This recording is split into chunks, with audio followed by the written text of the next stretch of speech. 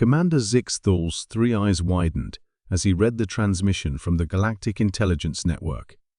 The holographic message flickered before him in his ship's command center, casting eerie blue light across his scaled features. Warning: Species Classification Updated Sol System, Planet Earth 3. Threat Level, MAX, IMUMA, VOID.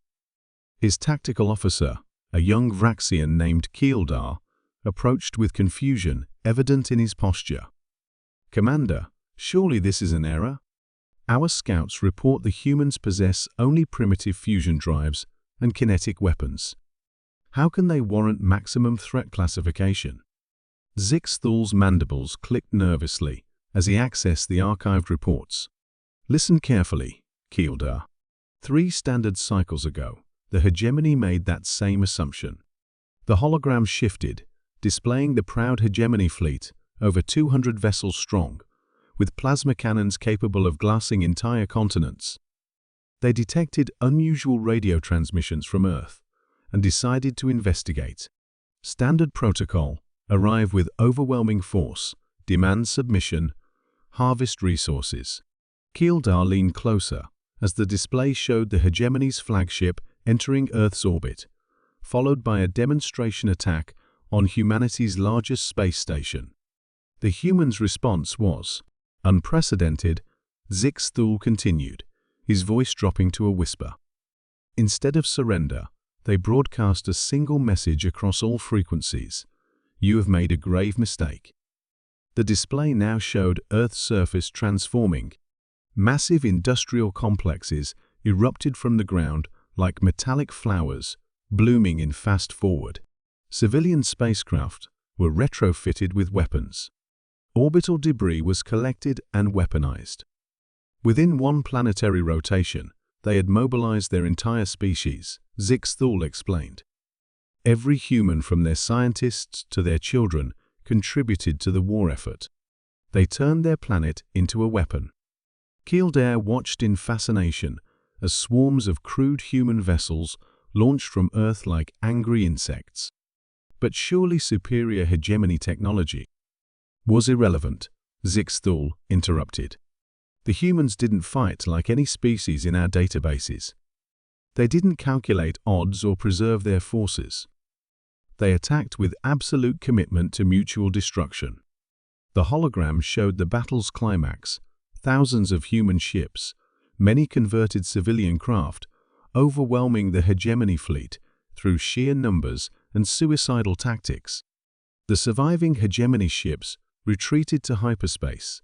Zixthal continued, believing they had escaped the primitive humans. They were wrong. New images appeared: human vessels emerging from hyperspace at hegemony colonies, somehow having tracked their enemies across impossible distances. The humans followed them, not just to their nearest base, but to every world the hegemony controlled. They didn't stop to negotiate or demand surrender. They simply appeared and continued their attack until the hegemony ceased to exist as a civilization. Keeldar's scales paled. How is that possible? Humans lack advanced hyperspace tracking technology. That's what made them so dangerous, Zixthal replied. They compensated for technological limitations with pure persistence. They sent thousands of ships in every direction, following every possible hyperspace trail. They turned their entire species into a tracking algorithm. The commander accessed another file, showing current human activities. Earth now bristled with defensive installations and shipyards. Human vessels patrolled nearby star systems with methodical precision. The humans have a concept called mutually assured destruction, Zixthal explained. But they've expanded it beyond their homeworld. Attack humanity, and they will pursue you across the galaxy until either you or they no longer exist. Keeldar stared at the peaceful-looking blue planet on the display. What makes them so relentless? Evolution, Zixthal replied simply. They evolved as persistence hunters on their homeworld. When threatened, they don't calculate rational responses. They simply never stop hunting their prey. A new transmission arrived, this one from the diplomatic corps. Alert human exploration vessels detected in Sector 7. All ships maintain minimum 50 light-year distance. Do not approach. Do not communicate. Do not engage under any circumstances. Zixthul immediately ordered his navigation officer to set course away from the sector. As his ship turned, he took one last look at the innocent blue world on his display. "Remember this lesson, Kildar," he said quietly. "In the galaxy, there are predators and prey. But humans are something else entirely. They are the species that turns being prey into a weapon." As their ship jumped to hyperspace, fleeing from a species they'd never even encountered, Zixthul couldn't shake the feeling that humanity's true expansion had only just begun. The galaxy would learn, as the hegemony had, that some sleeping giants should never be awakened.